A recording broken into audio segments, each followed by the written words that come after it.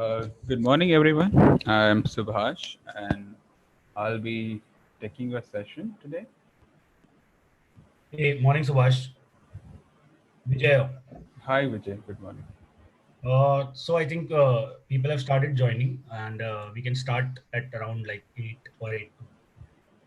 Yeah, yeah, we'll do that. Thanks.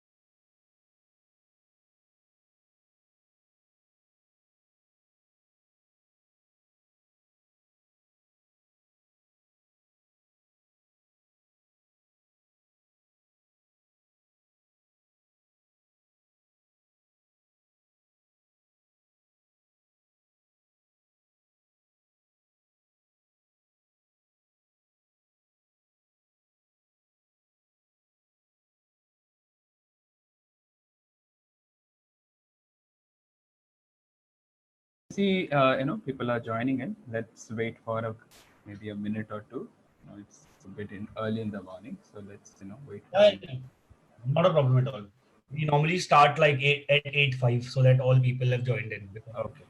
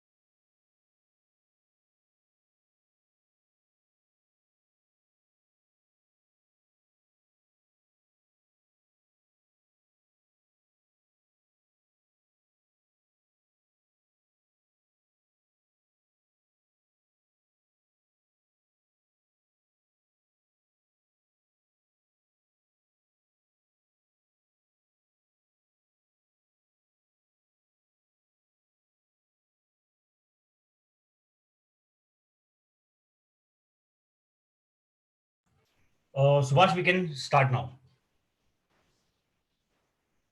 I see. Uh, Good morning, everyone. Thanks for joining in. And this should be an session where we'll be talking about, how what is the career path of a data scientist. We'll also, look at, couple of business problems, which I have worked on, and I'll try to give a lot of insight on how I learned data science and what was the process which through which I went through. I'll also try to tell you this, how what am I doing these days, like how am I uh, continuing my data science learning process, what am I learning these days, what am I working on these days. So that those things also I'll try to give insights on. Okay. So a few things about today's session. Another, from more about answering questions and resolving your issues. I'm pretty sure you all are familiar with posting your questions in the chat box. So as we go ahead in the session, I'll be looking at your questions in the chat box and resolving them. But one thing is, when I am walking through a session, like we're walking through maybe a section, uh, I might, take some time to resolve your queries, because sometimes some of the questions might get solved as I, uh, continue with that section. But at end of every section or at end of every slide, I'll pause and answer your questions. And towards the end, we obviously have like a good 10 to 15 minutes, which is completely dedicated to answering all your queries. It could be related to the business problem that we have spoken on, or anything related to the data science career path. Okay, so let's get started now. The question is, like, how do I solve a data science business problem? I'm sure a lot of you have, did have done a lot of, study on, like, what is a data science problem, what is a business problem. How many of you have worked on at least one business problem till now? Like, it could be, from a study point of view, or it could be, in an actual business case. How many of you have, worked on a business problem? You can post it in the chat.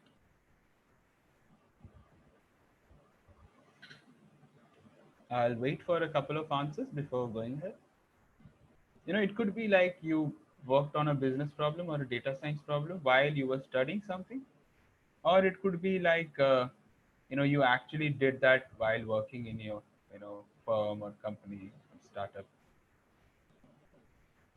Okay, so Harsh has done some amount of ETL and visualization. For people who are not familiar with ETL, it's extract, transform and load.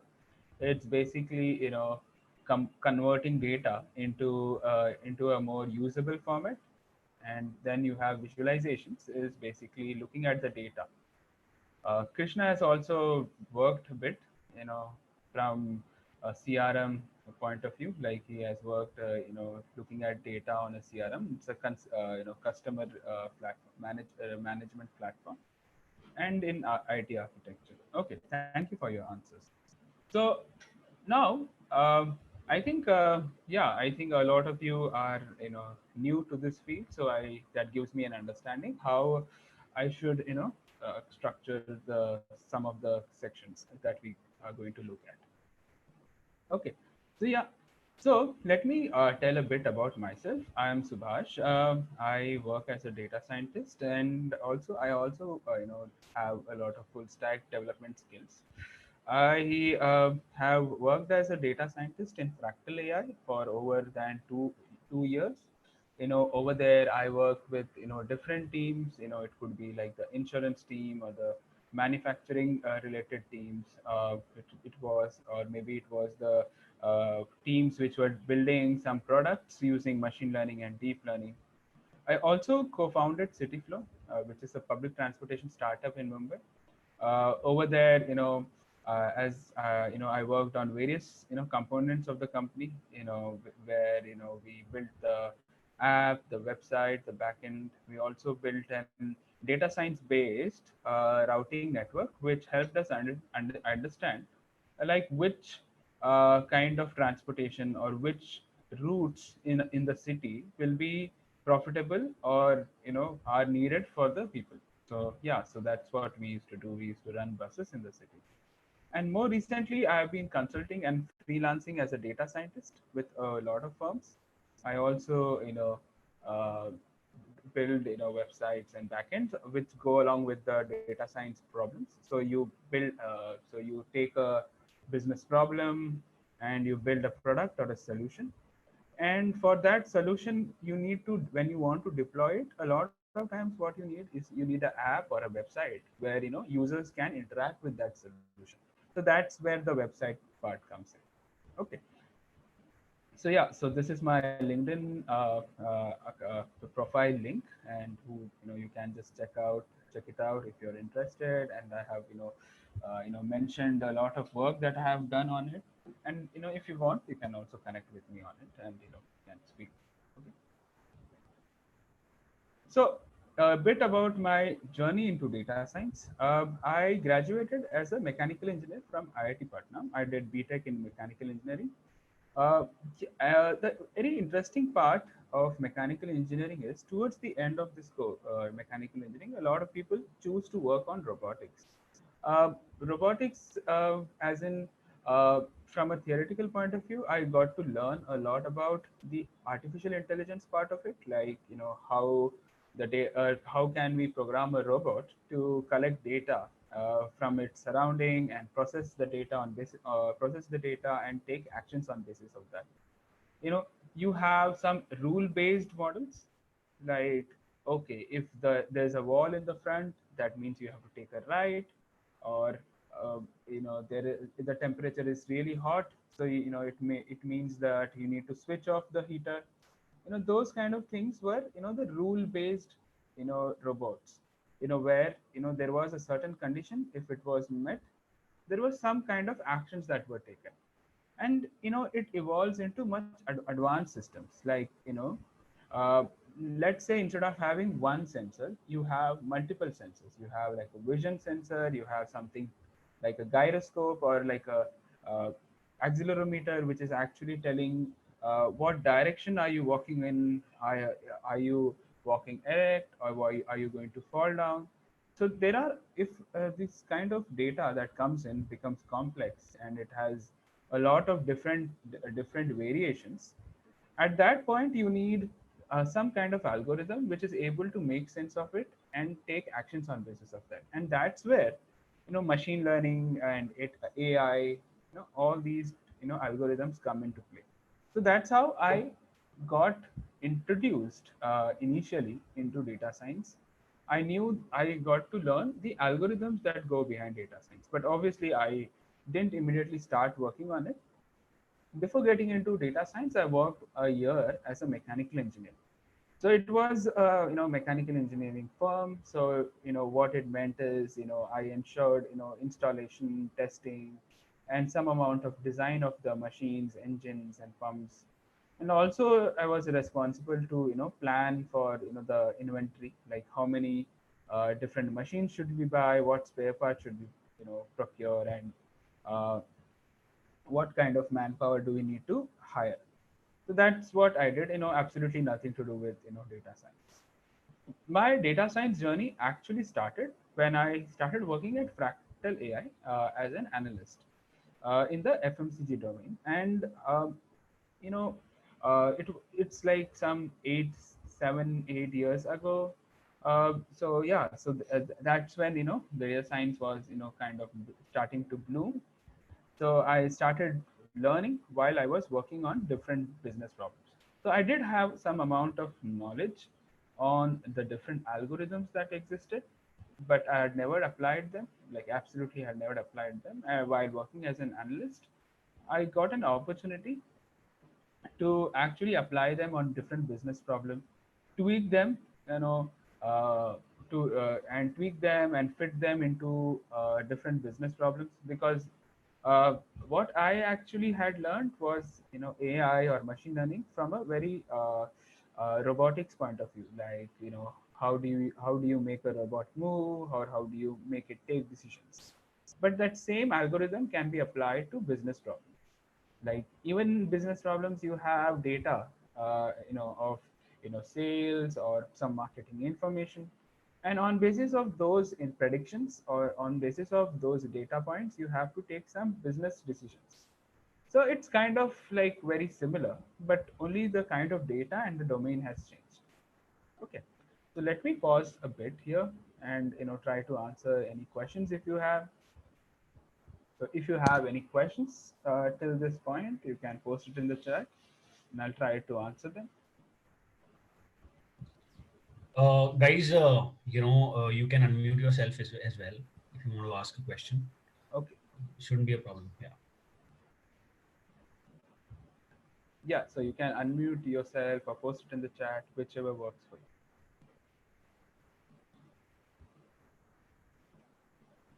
Yeah.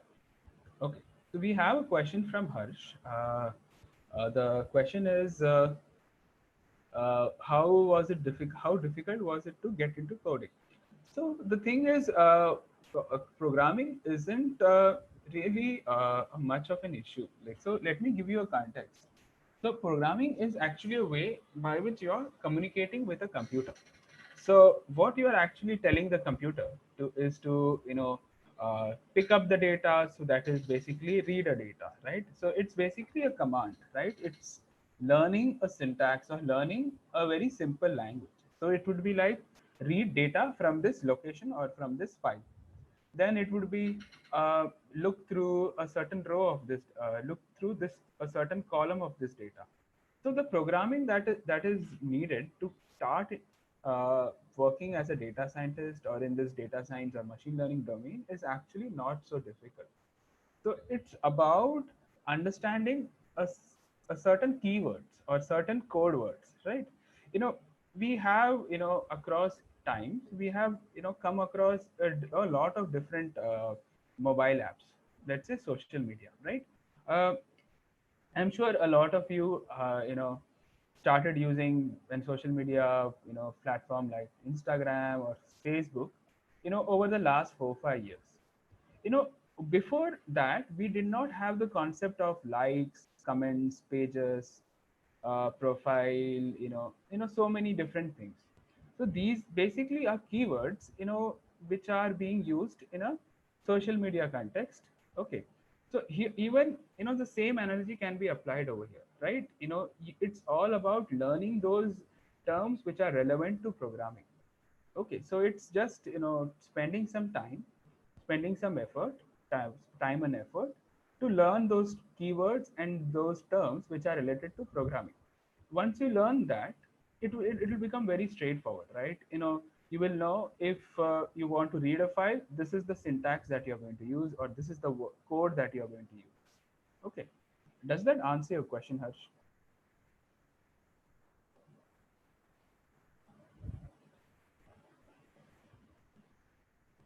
Yeah.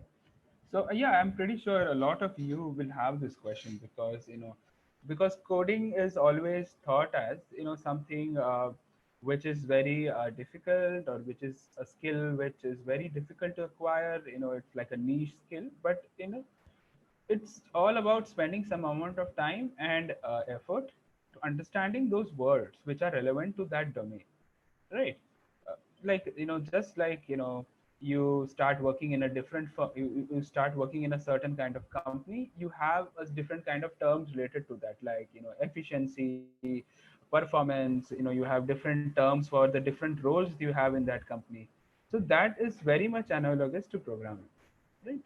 So yeah, so you don't need to like a lot of worries or anxiety, like, will I able to learn programming, will it be too difficult for me?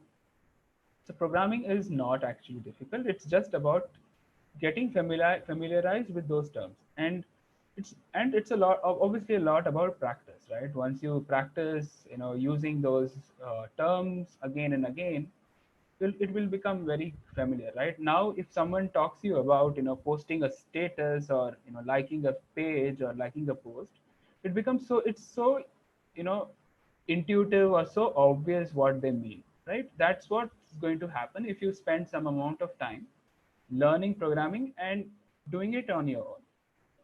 Okay. So we have another question from Shalini. Like, how should you go about learning data science? Would you recommend some of the best practices to get started? Yeah. So this question I'll keep answering as we go through this session, right? Because this is what this entire session is all about, right? How do you solve a business problem? How do you, you know, what are the best practices? So this session will, give you a lot of insight about that. So at every slide that we are going to look at, a part of this question will get answered. I hope that's okay, Shalini.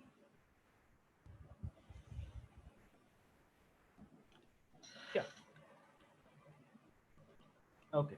So if anyone else has any other questions, you can, post it in the chat or unmute yourself, because now we are going to get actually started into the data science process, within like 2-3 minutes. And yeah, so any introductory questions, if you have, we can talk about that. Okay, so let me move ahead now. So a bit about what I'm doing these days. So I already have spoken. I consult with different firms as a data scientist and full stack developer. Yeah, so that's because it gives me flexibility to work on different problems, and I don't need to stick to a domain. And the other part is, because I'm working, I get a chance to work with different firms. I get to interact with people with different backgrounds, to know the stories, and it also helps me to get an outsider perspective on the problem. So what a lot of time happens when you're working on a business problem, I start thinking as a maybe a programmer, or maybe as someone with a maths background. So I don't, a lot of times it might happen, I don't see the business perspective, or I don't look at it from a user point of view. So this journey recently has helped me a lot to have a very different perspective on different business problems from an application point of view, and from a owner or a business owner point of view. So that's what I've been doing recently. Okay, so over here you can see this problem solving process. What is the kind of the process that we go through to solve a business problem in data science? How many of you have come across a flowchart like this, or have you seen this flowchart, of data science problem? You can post it in the chat, or unmute yourself and tell me about it. How many of you have come across this flowchart?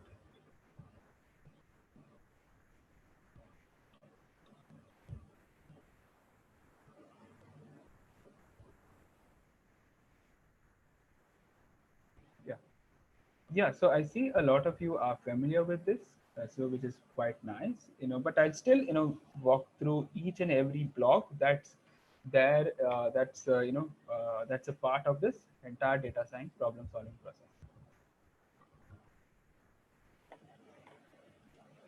Okay, that's great. So the first thing that we need to, focus on while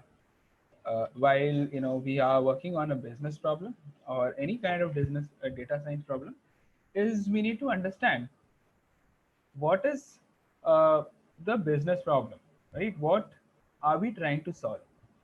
Can you guys give me examples of business problems, or what do you think a business problem would be? Can you post it in the chat? What are the things do you think uh, uh, will be a business problem? Like, give me examples of business problems.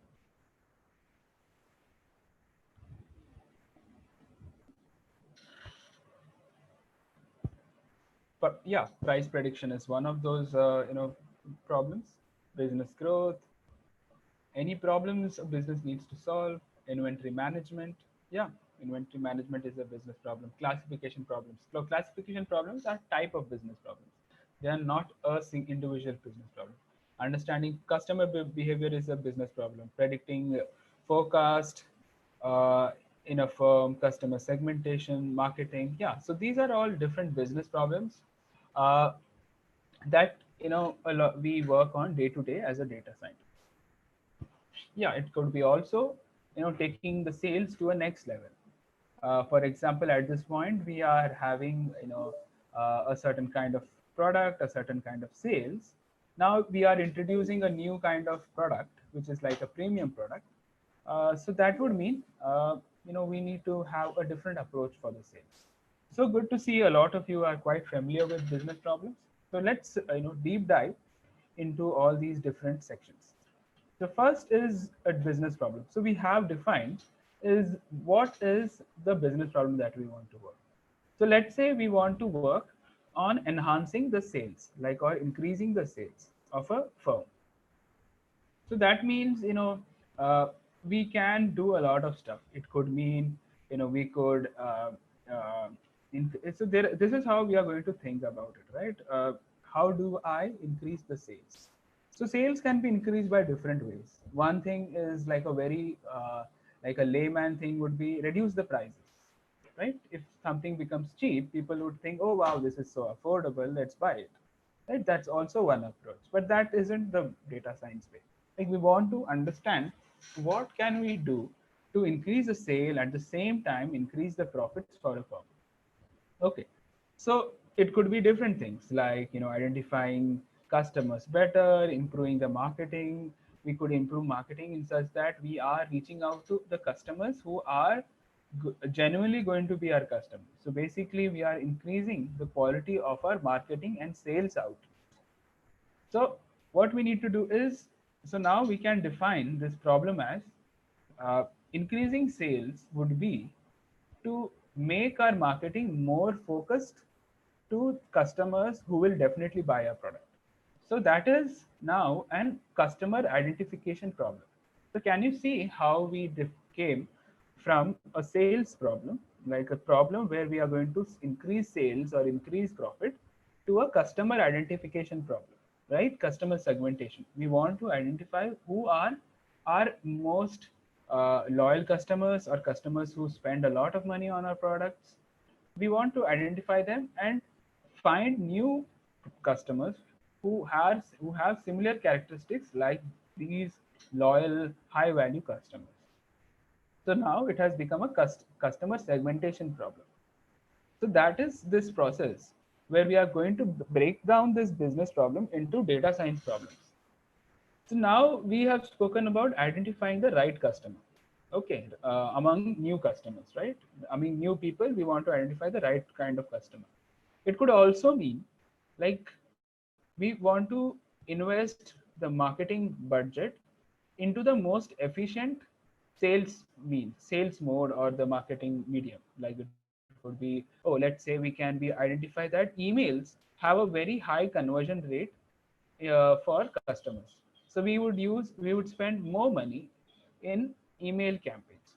So we have now two data science problems. Identify the best mode for communication of the for marketing campaigns, and at the same time identify the right customers. So we have now two segments. Okay. So we have identified what is our machine learning problem and what do we need to do. So now the next thing is data preparation. So as a firm, they have, different firms collect a lot of data. Collect a lot of data on sales, customers, what kind of customers they have. They take feedbacks from customers. So we need to combine all this data into one data source, which can over which we can apply our machine learning process. So we need to combine the data. A lot of you would have been familiar with the fact that we need to ensure that there are no missing values. We need to convert the data into something that the machine will understand.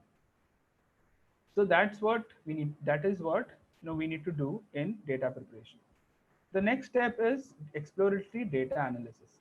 We want to understand like what kind of data do we have, like what uh, is the different statistics related to that. We'll try to build visualizations to understand the distribution of the data. Do we have more younger people in our customer base? Do we have older people? Are they People who are earning, are they people who have master's degree or not, or what is their revenue? So we will try to identify them on basis of different parameters.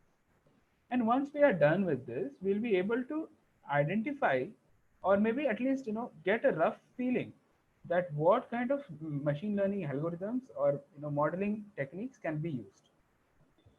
And that's when the machine learning part of this uh, data problem or business problem starts. So this first initial part, this 4 blocks that we are talking about, is actually consuming 80% of the time, right? The data preparation, understanding the data, understanding the business problem. So this is what a lot of data scientists do a lot. So you can see, yeah, programming is important. Knowing a lot about machine learning is important. Knowing all those very high end machine learning techniques, deep learning techniques, all those things are important. But if we don't identify the problem, the business problem correctly, or we have not collected the data correctly, and we don't have the understanding, then this entire knowledge of machine learning kind of goes waste, because you are trying to solve a very much different problem from what is the actual one. And at the same time, you have maybe not collected the data correctly, or not you have not combined the data correctly. So yeah, that's how defining a business problem, understanding the machine learning problem within it, then the data preparation and the exploratory data analysis kind of takes some 70 to 80% of a time of a data scientist. And of course, once we get done with all of that, we start with the mathematical modeling part of it, or the machine learning part of it, where we feed this data into an algorithm which does a lot of optimization, understands different parameters within the data, and creates an optimal model. And then what happens is we evaluate it and we decide whether we can use it. If we can't use it, we try to tweak it further, or try to change the data preparation, so that we can get a much better model. Okay, so this is a typical problem solving process in data science. So let me pause a bit over here and try to answer your questions. So as we have been doing, you can post your questions in the chat, or as you can also unmute yourself and ask your questions, and we can have a very short discussion. We'll not spend more than 5 to 10 minutes over here. Any questions? So how to initiate the data collection part? Okay. So yeah, so we have a question here: how to initiate the data collection part. So the thing is, a lot of companies have a data collection process already. So let's take like an insurance. So let's say we are working on an insurance problem. We want to identify new customers, new people who will buy our insurance product. So now this insurance company already has a lot of information on their existing customers, right? They are collecting, age, gender information, education information, employment information. They're also collecting information on health. They also have information on the claims data, the customer service queries, the payment, the premium payment schedules, or are they skipping a payment, or they paying it on time. So many other pieces of information. So this kind of information insurance firms have already. Okay, so now what we are going to do is, on this existing data, we will try to build a model. Okay, now at this point, if we don't have a good quality of model which can be used, then we try to explore more. We try to use maybe social media data, or maybe we'll try to use some kind of credit information, or we'll try to use some kind of historical marketing information, or some kind so that's what happens. So first we try to start working with the existing data, and if that does not work, we'll try to look for extra data sources. This could work the other way as well, right? A data science team a data science team what they can do is they can sit down and try to think, how extensively can we collect data. what, like they will try to go as exhaustive as possible. Like they will try to collect all parts of data for for a group of customers. Like I told you, right? It could be social media data, banking information, credit data, a lot of different things.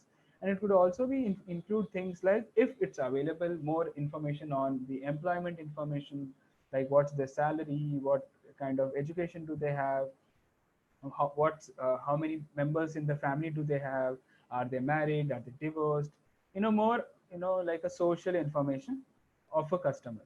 So they will try to collect all this information. So it's a very domain specific question, like what kind of data can come relevant and what kind of data will can they access.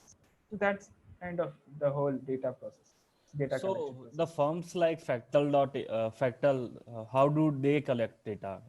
Okay. So what actually happens? So let me give you another example. Let's say sales data, right?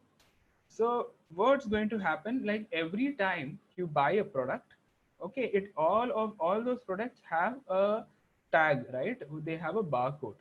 So this barcode information is very unique.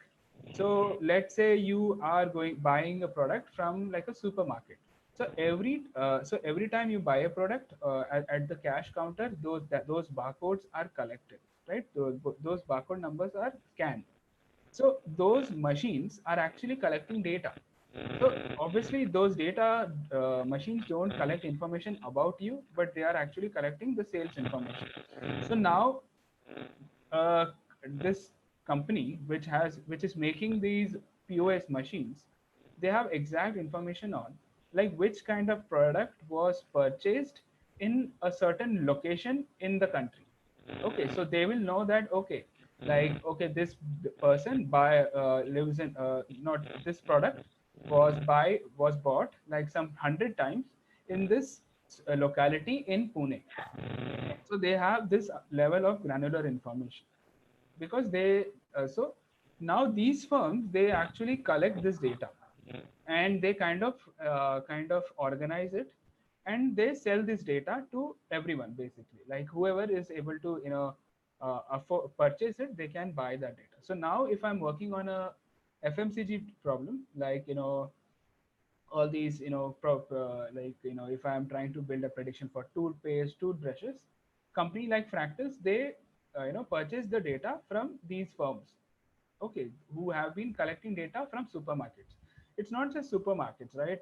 Even those small kirana stores, a guy comes over there and they collect data, like what is your current inventory. They come on a weekly basis, and they ask, okay, how many soaps did you sell, the soaps which I supplied, how many of them did you sell, do you need more soaps or do you need more toothpaste. That information is collected, but in a manual format, right? Most of them which I have still observed is still in a manual format. They are noting it on a paper, and which is then fed into Excel by someone, and then it's getting collected. So all these data pieces, points are getting collected manually or automatically. So there are organizations which do this data collections. There are financial organizations, there are credit score organizations. So yeah, a lot of Can you consult. name that? Can you name some of the organizations who collects So data? yeah, so there are so Nielsen is one of the biggest ones which are doing. There's something called Quandl. There's Crisil, which is doing credit score information. Quandl does financial information. So yeah, there are a lot of them which are doing, and a lot of data is available, in open as well, right? There is a lot of open data available as well, which can be used, and of course, individual firms as well collect data, right? And the client, when they come with a business problem to someone like Fractal or New Sigma or a lot of consulting firms, they also provide their own data, right? We have collected this data, try to use this and build a prediction for us. Okay, does that answer your question? Subhash, does That's it. Google sell any data, like as and when anyone tries to search on a Google, right? Is that data captured and being sold? Dude, Google actually, this answer I can't really, really answer very specifically, because the thing with Google is they do collect data, but they don't share data on an individual basis. They give, aggregated information, right? Like people, it's more like on an aggregated basis. So you can't track individual information actually. Even Google It's more can't. like selling their services based on the data they collect. So let's say ad information. So they're gonna target the ads based on the data they collected for certain companies that they're selling their services to. They're more like selling the services based on the data rather than selling the data itself. Yeah, absolutely. Yeah, right. You're right, Krishna. Yeah. Okay, so let me answer a couple of questions from the chat, and then we can proceed with the session. You know, what I'm trying to do is try to have as much time towards the end so that we can just focus on trying to answer all your questions related with this session and in general data science. So we have a question from Harsh, like how do you not end up spending more time in preparatory data analysis? So yeah, so it's a mixture of experience and being a very exhaustive. Like I've been talking about. You sit down and think about all the possibilities of a business problem. So that is also a lot about experience as well. So that's why you need to work on a lot of business problems. It could be a business problem which is going to get applied immediately while you are working in a firm, or while as you are learning now. You can go to different websites which provide data which provide open source data. There are websites like Kaggle. Kaggle is a data science computation website. You have data available over there. You have government websites, you have NGO websites which are providing data of different types. So using this, you can try to learn and understand what kind of data is available in the world. Okay, so that will actually kind of broaden your knowledge, even if you're not immediately applying it on a business problem, or like you are working in a team. In your learning process, you will gain understanding on what kind of data sets are available in the market. Okay, and that should definitely help you reduce the time in data preparation. Okay, I hope I was able to answer your question, Harsh. And Subhash, generally, do you have any timeline for as and when we work for any project, right? It will have some kind of schedule. So for data science projects, we prepare any schedule or something like that, or we just work actually until we get the accuracy what has been requested by the client. Okay, so let me, on the screen, you will be able to see this business problem, right? Which has been, which is like identifying customer attrition during the next 30 days for an insurance provider.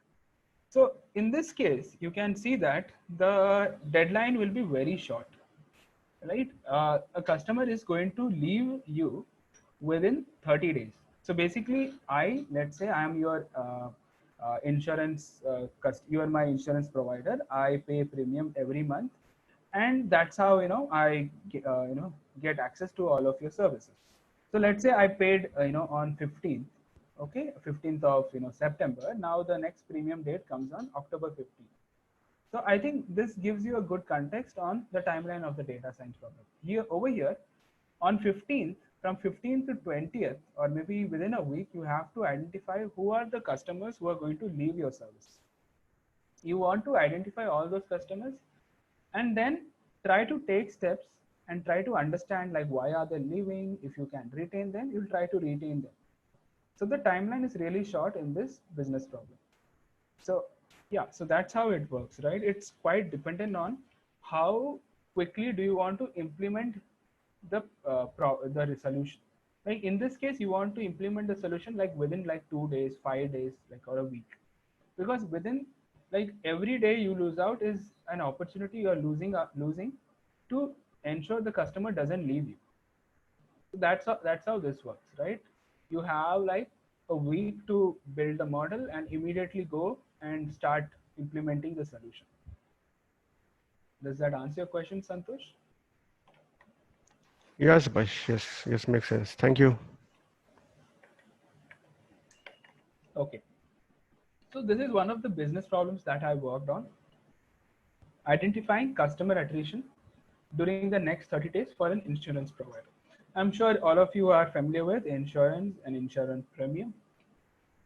So, uh, so you pay a premium every month, or maybe you pay a premium annually, quarterly, or half yearly, and you get covered for any kind of loss, or in form of it could be an injury or death, or it could be an accident.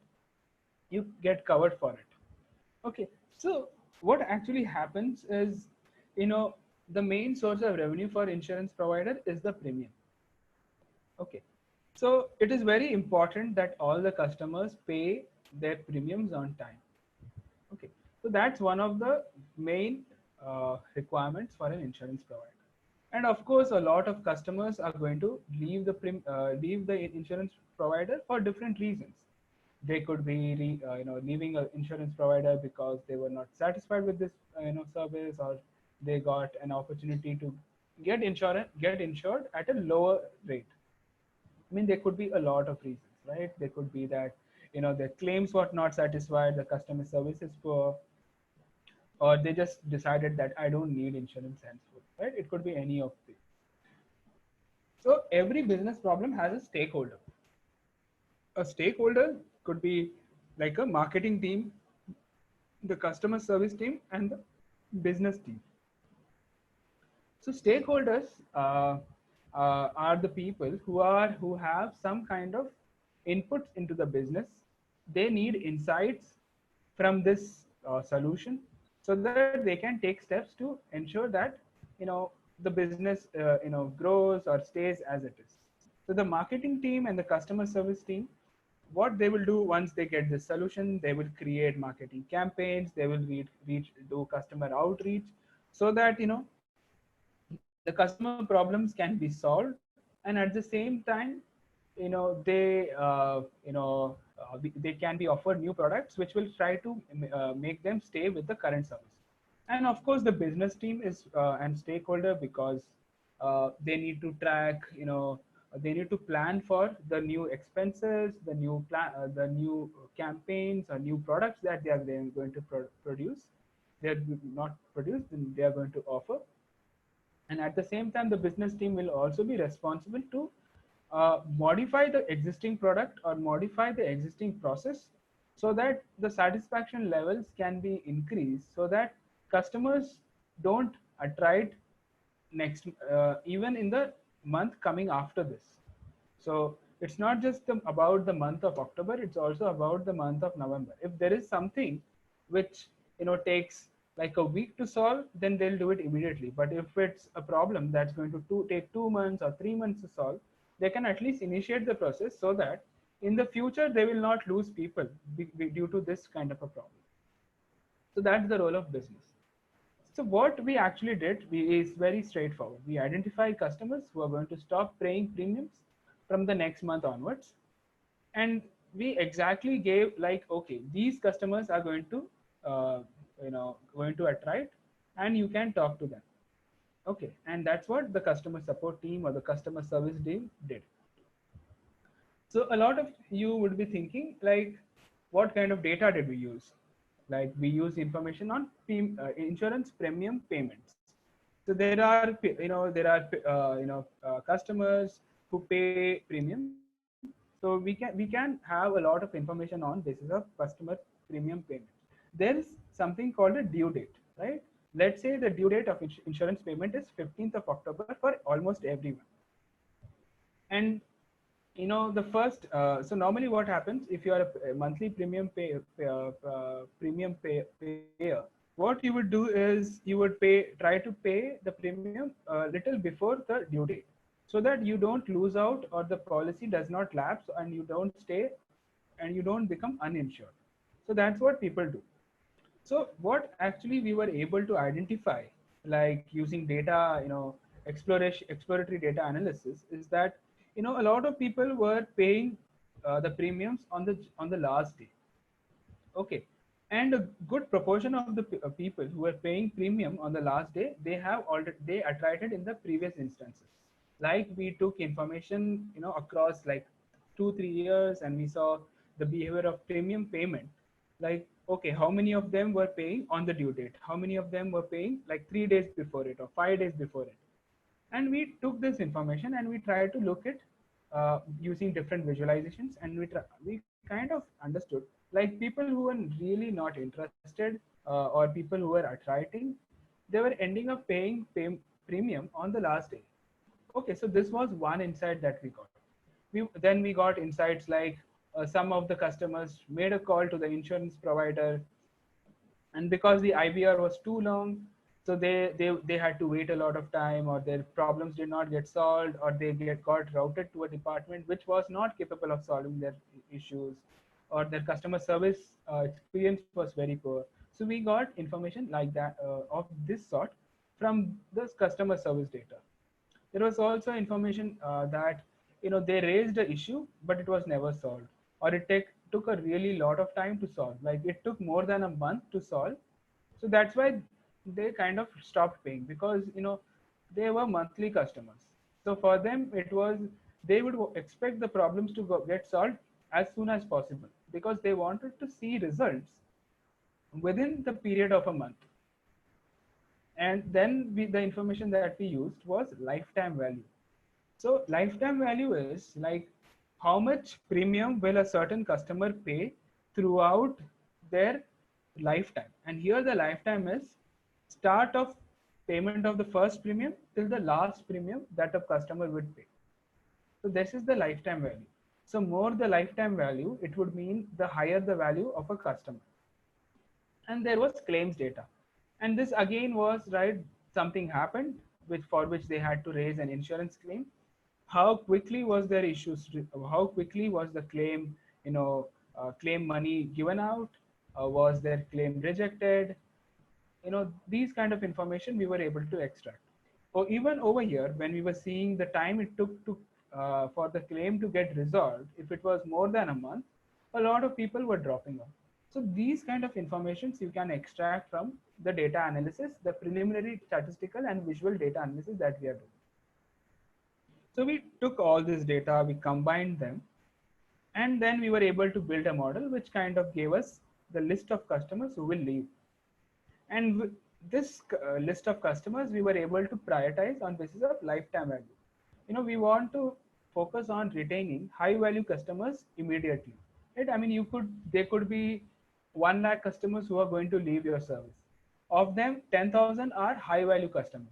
For them, probably a phone call would be necessary, or maybe a new package or a new product, or some kind of incentive so that they stay with the current insurance provider. Then, there might be some low value customers who might be a lot. So for them, like an email reminder or an SMS reminder, or maybe a quick issue resolution feedback can actually help them to stay. So a lot of time we also observe, like, instead of actually solving a problem, what actually happened is, let's say there were a lot of low lifetime value customers who were going to attract, and they maybe faced a service issue or a claims issue in the past, like their claims was not settled, or it took a lot of time. For them, what happened is, for a lot of them, if you provided them with a feedback survey, like where we were asking what issues did they face, what kind of problems did they face, how can we improve the service, that actually also kind of incentivized them to get retained for at least for the next 2-3 months. So we were able to extract a lot of different insights just using these 4 data sets. Okay. And of course, there was also the demographic information, age, gender, employment status, marital status, if they have a kid, if they do not have a kid, what kind of place do they live in, do they live in a rental apartment, or do they have their own house, etc. Okay. Of course, we had a lot of challenges. We had challenges in form of what kind of new customer, when we had new customers, especially customers who were very new, like who were 1 month old customers to 6 month old customers. We didn't have sufficient data on them, so we were not able to exactly or precisely predict whether they were going to leave the service or not.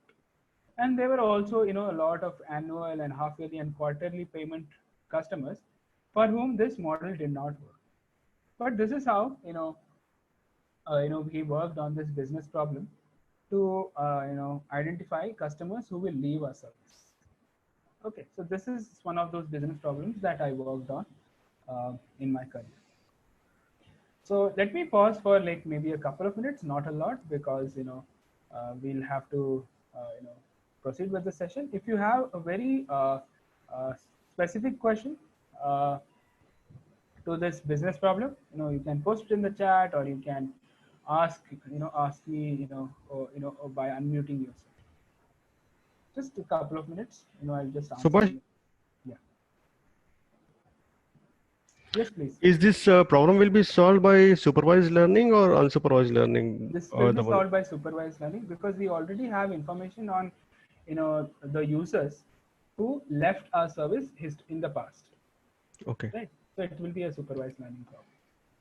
So how do we decide what variable we do have to consider, and what machine learning model we have to consider, and how do we approach this problem into deep learning? Can you explain me about that? Yeah. So the problem with this is till we actually build a model, we won't know what is the quality of the model, right? I mean, till you get the result, you will not get understanding like whether this kind of an algorithm will give you a better result. But the thing is, we can get some insights from the initial data analysis, right? It will give us insights like which this data, what kind of data do we have, and what can be done to make it more useful. So that insight can come from the preliminary data analysis. For example, you see a lot of people who left the left our service were people who had a certain characteristics, like their claims were not solved, or their customer service issue they had a customer service issue, or they were not paying the premiums on time. They were missing out on a lot of payments. They were paying after a week or later, after so many reminders. So that gives you an understanding like what is their attitude. So that gives us an understanding what variables will be useful. But about the algorithms, what's going to happen is this is going to be an experiment, because every time we work on a new business problem, it will have a different kind of insight. Okay, so we are going to use a set of algorithms, which on basis of business knowledge or domain knowledge, we know that it's going to work for the insurance domain, and we'll use them, and we'll just pick the one which gives us the best result. Obviously, we'll not use all the models that exist in the world, because that's going to take a lot of time, because we need to go quickly. But that's what we need to do over here. We need to choose a set of business problems which will give a fast result. So we will definitely not go for deep learning, because we need a result within like 3 days, 4 days. A deep learning algorithm might take much longer to give us a result. Okay, I mean, we'll get an amazing result, but it might not be a result which we need like immediately. Maybe next month we can use deep learning, but this month data, we will only use a simple machine learning model. Okay. Thank you, Shubha. Subhash, can you explain what is the difference between deep learning algorithm and simple machine learning algorithms? Yeah, so Santosh, what we'll do is, the last 10 to 15 minutes, we'll be, keeping it aside for answering questions like this. So I'll answer your question towards the end. So now, what I want to do is focus on the business problem and questions related to the business problem. Is that okay, Santosh? Okay, Subhash, thanks. Yeah, thank you. Okay. So the next business problem that we are going to look at is the effect of supply chain on financial performance of a B2B electronics manufacturer.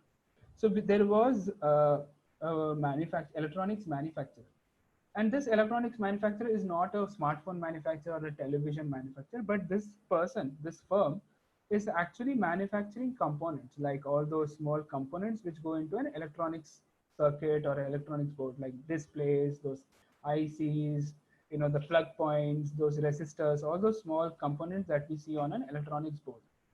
So that's what they were building. And they wanted to understand like how is our manufacturing process, the speed of our or efficiency of our manufacturing process and our supply chain affecting the financial performance.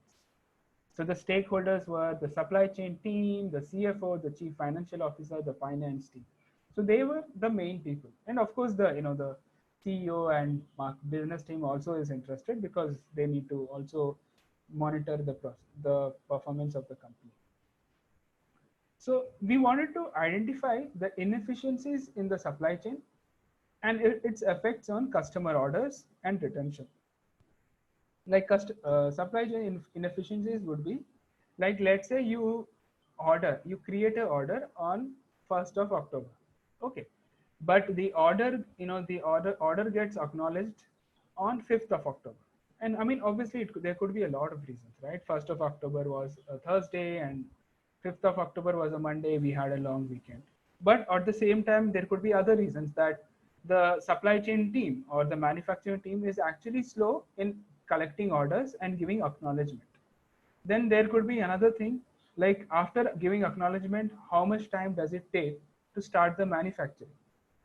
Then there's the manufacturing starts, from the manufacturing to the packaging, from packaging to shipping, from shipping to actually delivery. Okay, and even after delivery, like how many components are working properly, how many of them were damaged, and how many of them reached on time. There were a lot of things, right? There is a quality perspective of all these different electronics components.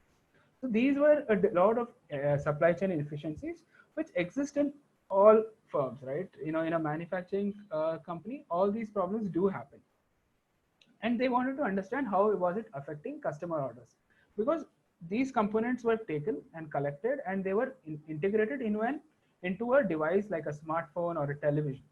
So how did these inefficiencies affected those metrics, like the production of those smartphones and televisions, and how did those things, those manufacture of smartphones and televisions affect the future orders?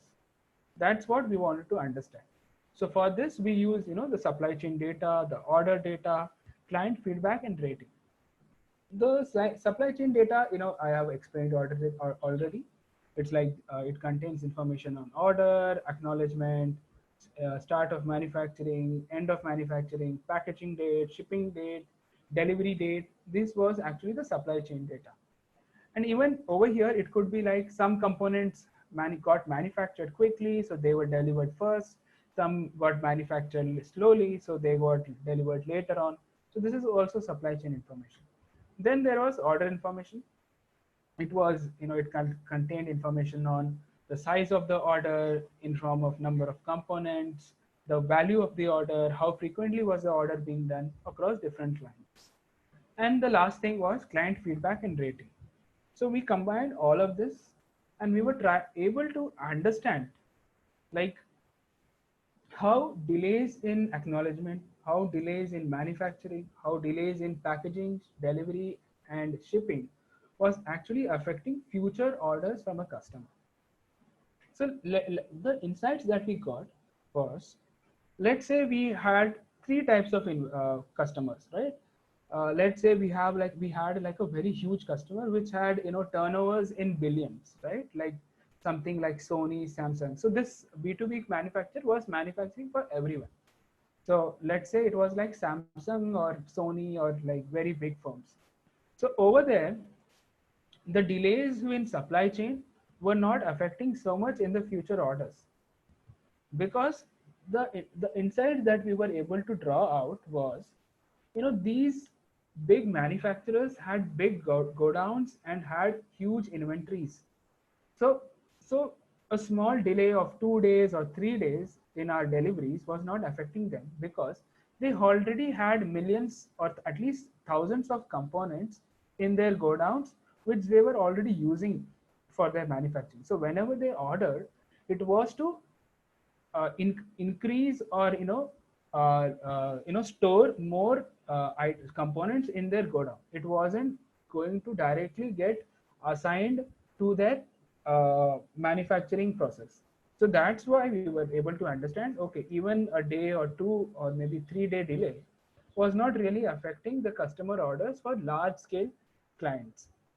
And it also meant that, we can sometimes, plan to deliver maybe a day or 2 later, so that we can try to prioritize on our medium scale and small scale customers.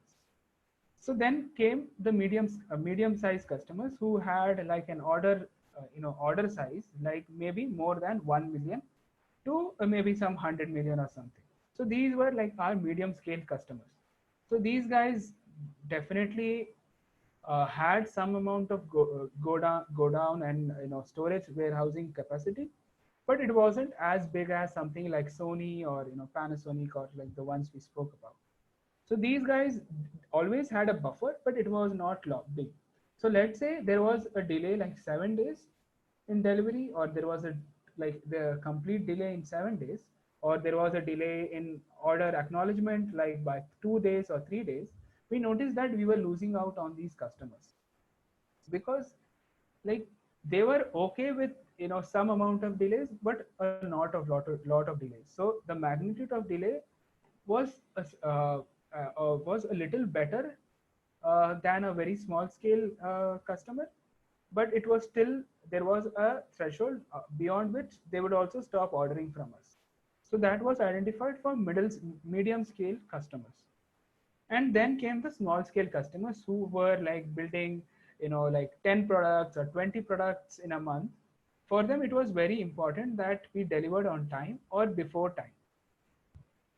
So even if we delayed by a day, they were really affected by it because they did not have the capacity to hold on to a lot of stock, or they did not have a lot of warehousing capacity. So we were able to identify like even small delays. It could be any kind of delay. It could be acknowledgement delay, shipping delay, or delivery delay. It was all affecting our small scale customers, and these were customers who had a turnover less than 1 million. Okay, so using this, we were able to create a supply chain system which was able to optimize these different manufacturing processes and different supply chain processes, so that we were able to control the delays and deliveries for all these 3 customers. And we were able to also use client feedback and rating, and we were also able to give feedback to the manufacturing team, or which was kind of connected with the supply chain team, that okay, these components are suffering from a lot of issues, like there is a 50% failure rate, or there's like a 30% failure rate. Reducing this failure rate, especially for small clients, actually doubled our retention.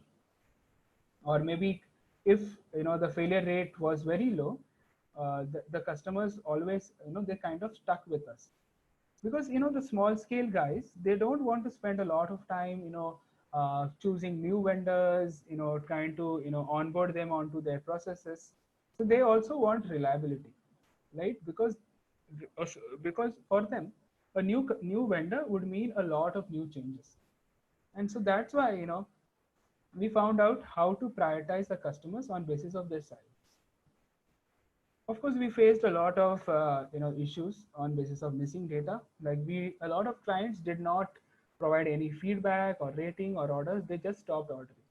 We were not able to identify in a lot of cases whether they stopped like producing a certain kind of goods, or they stopped their business, or they had issues with our service. That's why they stopped using us. We also didn't have a lot of information on competitors, right? There could be a new competitor who started out in the market, and they were able to provide components at a cheaper rate or in a faster rate. And in electronics, we know that the technology really moves fast. We didn't have a lot of data on how was technology affecting the process of new orders. Did the client think that we will not be able to match up with this new technology, or we did not have facilities to build the new components or the new age components? So we did not have information on that. So these were the kind of challenges that we faced while building this problem.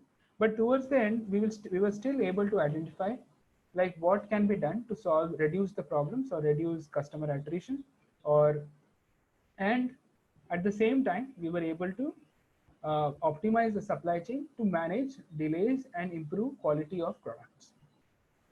So this is an application in an electronics domain. So who were making small components which go in a circuit. Hey Subhash, I would just like to launch a short poll. It will take just like 30 seconds. Okay. Okay. Well, on our screen.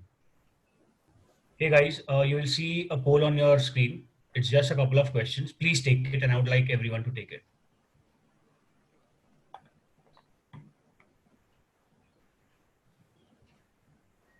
Hello. Yeah, Subhash, they are taking the poll on their screen.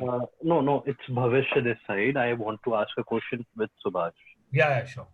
Yeah, Subhash, like if there is a problem in which the ratings are important, the ratings and the reviews are important. Yeah. And like there are missing values which are approximately like 20% or 30% of the total data set. Got it. Okay. What should we do in that case? Like it is a problem where the ratings and reviews are one of the most important thing, like a Zomato ordering portal where ratings and reviews are important. Correct. Okay. So what should we do in that case when the reviews are missing on a huge scale, like 30% of the total data set? How should we like impute it? What would be your call on this, exactly this problem? So the thing is, Bhavishya, in such situations, we'll have to just work with the data that we have, because this is a very subjective information, right? People did not answer. So this is very dependent on a group of individuals, right? Because who could have any kind of response. So in these situations, what we'll do is we are kind of forced to work with the data that we have, because there is no way we can extrapolate the remaining customer behavior. Right. There can be a lot of different reasons, like why did not give a review, that they really hated it, or they really loved it, right? Or they did not have time. It could be absolutely anything. So any kind of approximation will actually spoil our data. Right. So we'll just, 20% is missing, we'll ignore it. We'll have to just work with the remaining 80% or 70%, whichever we have. So just like if it is like missing on a huge scale, should we like let go that feature, the ratings feature, Absolutely. in that problem, and we should continue with the other features? Yes, Bhavish. Yes, your conclusion is correct. We'll, in those situations, if like some 70% or 60% of the data is missing, we'll have to ignore it, because we can't do anything about it. Maybe what we could do is we could look at the data individually, right? We can do maybe a small quantitative analysis, but we can't use it in the machine learning model. Okay, cool. Okay. Thank you. Okay. So yeah, so that was the business problem that I worked on, the problem of the supply chain affecting the financial performance of a firm. Okay, it also kind of affected the image or the reputation of the firm if they are constantly delaying, and they're constantly causing a lot of delays in the manufacturing. That kind of causes a lot of bad news. That is what we were tackling in that business problem. So I think a lot of you had a question, right? What will be your data science learning process? What skills helped me as a data scientist? So one of the things which is very important as a data scientist is visualization. Visualization over here is actually drawing a lot of graphs using different variables and trying to look at the data and understand like what information have we collected. This is valid almost everywhere. It's valid if you're working on a very simple business problem where you want to just increase sales, or you're working in a advanced deep learning problem where you're using text data, image data, and try to identify like you have a lot of image data and you are trying to identify like how many people are there, how many cars are there, or like those kind of stuff. Every instance you want to do visualization to understand what kind of information do you have, so that you can expect what kind of models you want to use, and at the same time you can expect the results that you can get. Like, so that's one of the important things that definitely always help me. And along with that is statistics, right? Statistics is a mathematical way to look at the data. Like, you apply statistics to understand the distribution of the data, the range of the data. So visualization and statistics obviously go together. Now you have understood the data. So data understanding is really important, because there might be instances where the data is not good enough, but you get started with the data preparation part and you start building models, and you realize that you are not going to get good results. And that could have been solved if you had done the visualization and statistics part correctly. So that's really important. That actually kind of saves a lot of time to know that, oh, the data that you have is not good enough. I think, Harsh, that kind of also answers your question, how to reduce the time, or how to not waste a lot of time in data preparation. So uh, the preliminary analysis using visualization and stats will help us a lot. Then data wrangling and data preparation. This is a more about this skill is more about experience and practice.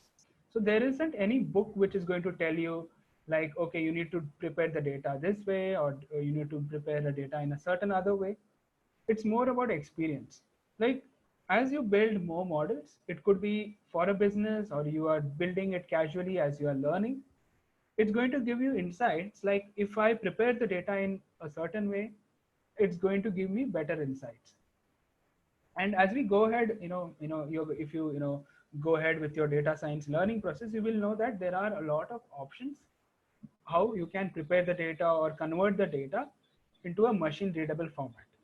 So this is a lot important, because a lot of instances or a lot of algorithms, they will not have so much flexibility. They will need data in a certain format. So that also is very important. And what can happen is, if you change the data in a certain way, what it can do is, that certain way which I'm talking about is not right. You might lose out on information which is there in the data. So that's also important. Of course, this is something you will learn with experience and practice. There might, of course, you will find a lot of books which will give you tips and tricks, but till you actually try out different techniques and apply machine learning problems on that, you will not exactly understand what works and what does not work. And then the important things are programming. One thing which really helped me is having really strong programming skills. A lot of times what would happen is, you will have to implement the data science, the machine learning algorithm or the data science technique all by yourself using programming. Or you read a new research paper, or you have to customize a certain algorithm to your needs, or to very specifically to your data. In those cases, programming really helps. And programming really helps in instances where you want to automate small, simple stuff in your work or in your data science process. So programming is obviously a very important skill. And I think now I have tried to help you understand that programming is not something difficult. It's more about getting familiarized with it, and of course practice and experience. It's just a language which is used to communicate with computers. You need to understand what those keywords are, right? And the last thing which really helped is knowledge of different algorithms. So I had to work on different business problems. A certain set of algorithms will work on a business problem and certain will not. So the knowledge of different algorithms always has helped me. Sometimes we needed the result really quickly. So then we had to use an algorithm which gave results very fast. So I couldn't use deep learning models when I wanted the result to come fast. I had to use simple machine learning algorithms. Okay. So these were the skills which I feel are very important, which helped me a lot being a data scientist. And this also made me, work efficiently, come to a solution as soon as possible. So yeah, so these were the things that helped me a lot. Okay, so let's move ahead to some tips and tricks which I feel help me to succeed as a data scientist. Researching the domain. So when I started working in the electronics manufacturing process, I barely had any understanding on any of the components. Like I would be like, oh, why does this component take so much time to manufacture? Why is there such a high failure rate? What can be done about it? So researching the domain is really valuable. There are some inefficiencies in the manufacturing process which can never go away. So what can be done is, the the electronics manufacturer can focus on the fact that they themselves in-house can maintain an inventory of those products which take a lot of time to manufacture, or products which have a lot of failure rate, or maybe they can implement a testing process within their firm itself. So the knowledge of the domain helped me understand the whole manufacturing process and build the machine learning solution or the business problem solution, suiting the domain and suiting the client. Another thing that helps is updating the skill to the latest developments. So we know that on regular basis, new programming packages come out, new algorithms come out.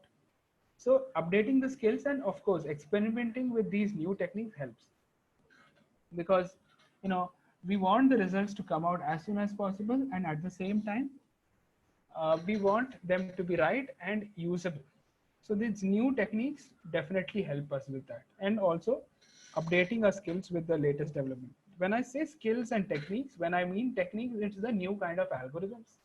And when I talk about skills, it's basically the coding, programming skills. It could be skills related with a new kind of package has come out, a new software has come out in which helps us get results much efficiently and faster with less amount of effort. So that's what I meant by skills. So that's the difference between skills and techniques. Then of course, skills which really help with being a very good data scientist is communication.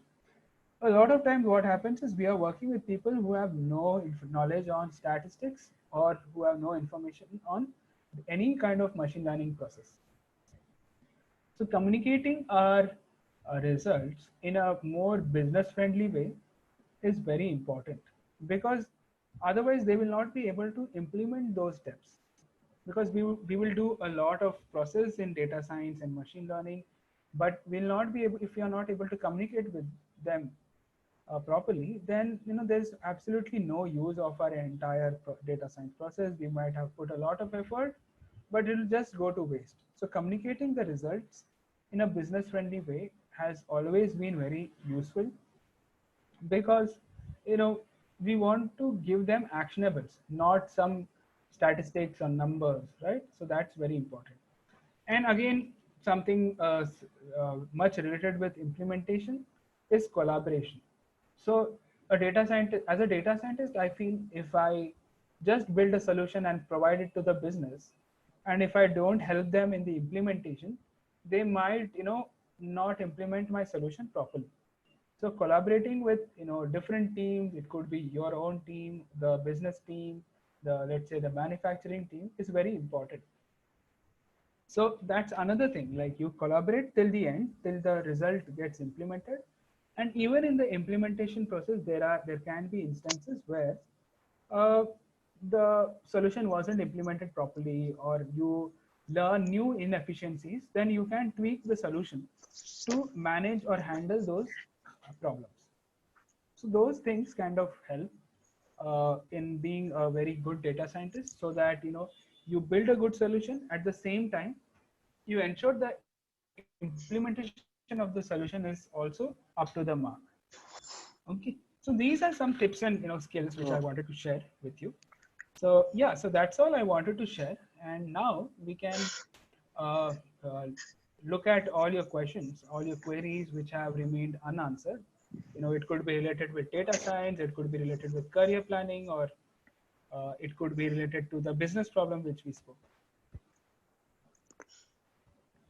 Hello, Subhash sir. Yeah, Um, yeah, I have a question that when you develop a model, means suppose you have developed the machine learning model, then to deploy it, means which package do you use? Means do you prefer Pickle or Joblip or something different? Because Pickle is very uncertain at times. Yeah. So see, what actually when I mean by deploying is a lot of times is getting getting these values, getting these information into a business usable form. So a lot of times it would be just like a list of customers, or it could be a front end which is going to give me whether a customer is going to try it or not. It could be like an optimization solution, like which gives me, oh, you need to prioritize these kind of customers. So yeah, so what I normally we have done is we have used Pickle or we have used Joblib. So it all depends on the kind of problem that we are working in.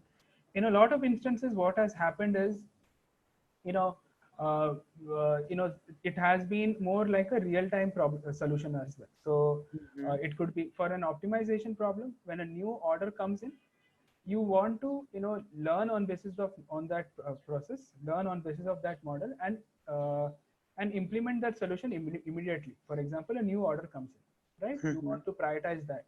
So it's like real-time machine learning is also happening. And in case of the customer attrition problem for insurance, we were actually building new models every month, because Okay. every month new data set was coming in. Like every month we were getting new information, right? People who left the service, like in the month of August, let's say we implemented it for the first time. So after September ends, we get an information on people who paid the premium and who did not pay the premium, and what was their response to the retention campaign. So that information gets added to the main data set, and we rebuild the model because we have a completely new piece of information. So it Yes, yes. depends on the problem that we are working on. Okay, sir. So means in that case, means since you have to develop model every month, so means how you do it in the real time means I just want to know the modules. That means you will have to convert the machine learning system into some file, na? That pickle file that would be uploaded to the Yeah, supply chain. yeah. Yeah. So in case we have, we have used Pickle, we have used Joblib to store the algorithm. A lot of cases, what has happened is we have also had to convert this data into an SQL file as well, right? For Okay. example, for a lot of people, it's like they just want to run our model onto their database. So what we did is we converted a model into an SQL file, SQL code, which ran this SQL file ran on their entire code. Okay. And sorry, not on their entire code, but rather on their entire database, and produced a list of customers or a list of customer segments which they have to focus on. So it's a very domain specific question, because not always we want to create a model file and deploy it onto a website or an app. A lot of cases what's happening is the problems are more on a regular basis, right? It's a more like Okay. a, yeah. So it's a little domain specific, but yeah, I don't see a lot of issues happening over the way you are storing the data. Okay, so Sir, and sir, like iteration issue, it can also become a means we can do it without machine learning also, na? If we take a time series problem like that. Mean, I'll give an insight on what kind of data we had. We had information on like 1 million or more customers. We had information on their demographic, right? On their age, gender, education, etc. Then we had information of their premium payment across like some 6 years, six ji, years, 12 months. Okay, that's okay. yes, Then sir, yes, sir. I'm talking about their customer queries, their claims data. So you can see this is a very diverse data set. Yeah. So yeah, so that's why we need time series would work when it's I want to predict some kind of growth or some kind of decline, right? It's like what's going to be the stock market tomorrow, right? Whether the stock price of SBI is going to go up, it's going to go down, by how much is it going to go up, is the sales going to go up, is the sales going to go down, then time series is going to work. But this is identifying individual customers, like it's picking out those individual people. So that's why machine learning comes handy, not time series. Yes, sir. Actually, I was talking just for this. If we have to check the iteration or churning, that means if we take the mean system, means taking the time series of means things like a month, and then okay, I won't be able to actually define it properly right now. I'll ask it later. Yeah, Yes, yeah. sir. So I'll try to answer others questions. Yes, So sir. one of the questions which I postponed for the end is the difference between machine learning and deep learning. I'm sure a lot of you will have this question, right? Because Yes, sir. nowadays a lot of focus is happening on what is deep learning, and everyone is using that. Everyone is trying to customize the algorithm to suit their domain or their purpose. So when I talk about machine learning, so it's basically the complexity. What actually happens in machine learning, we actually use we use human thought processes. Okay, like how are you going to decide like whether a certain thing is a dog or a cat? You're going to look at those features on basis of certain rules. You're going to decide that it's a dog or a cat, right? Like it has it on basis of its size, the kind of the structure of its face, right? So now what you can do is you can create some kind of rules, like if it is taller than a certain height, then it's going to be a dog. If it has maybe let's say some certain, let's say 40 teeth, then it's going to be dog. If it has small teeth but smaller teeth and less in number, then it's a cat.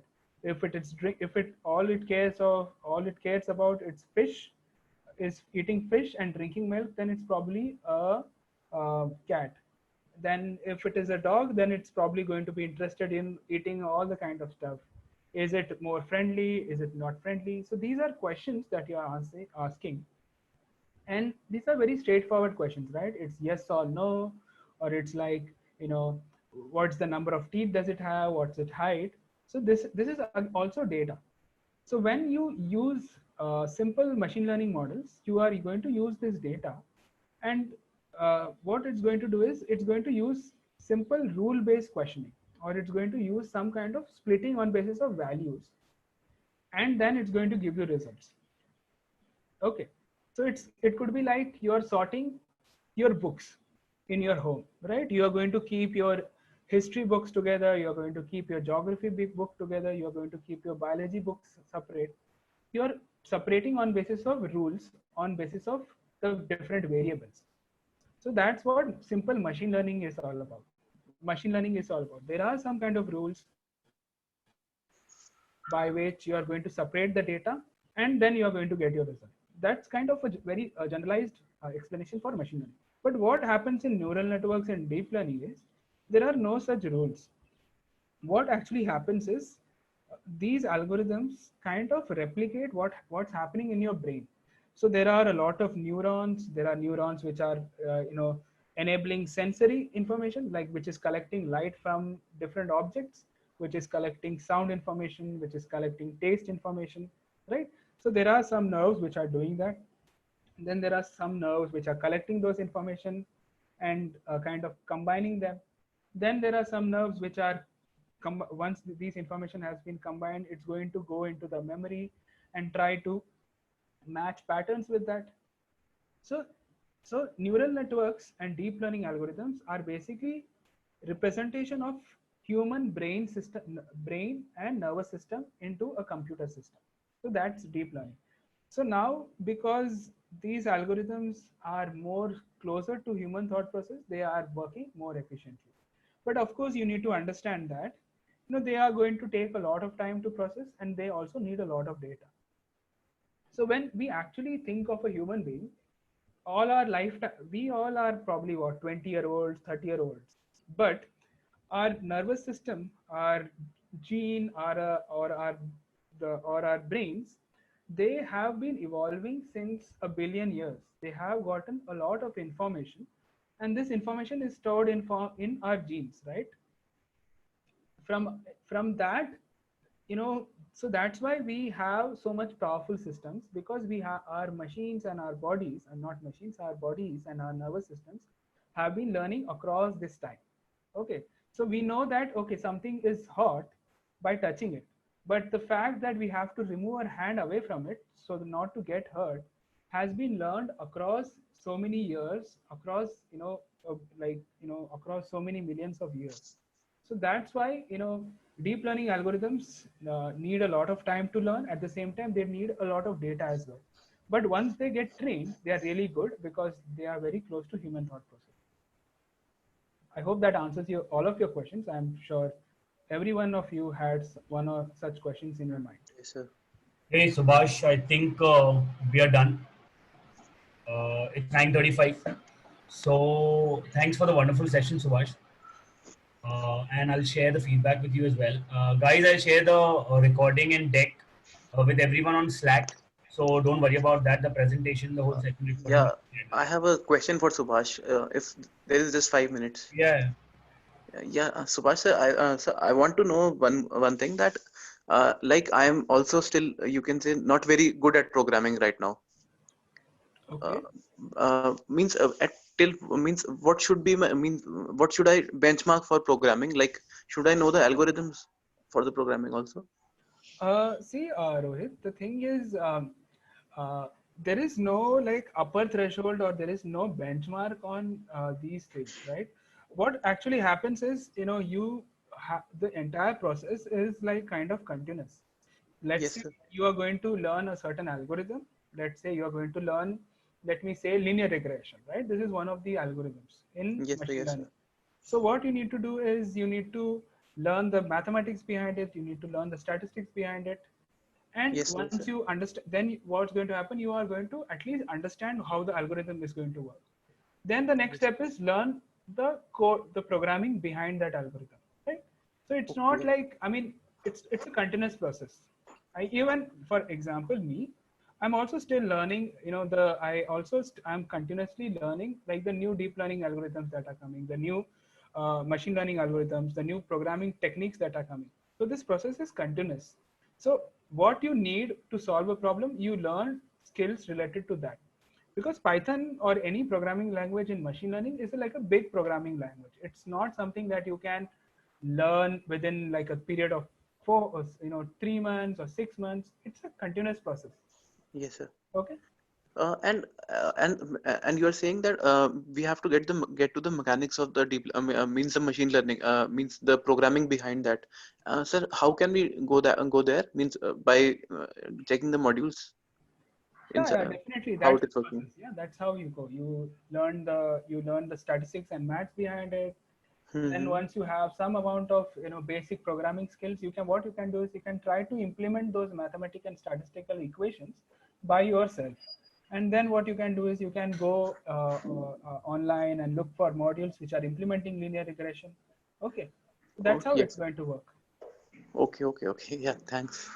Uh, Guys, I think I have shared Subhash's LinkedIn, with everyone in the invite. So you all can definitely connect with him.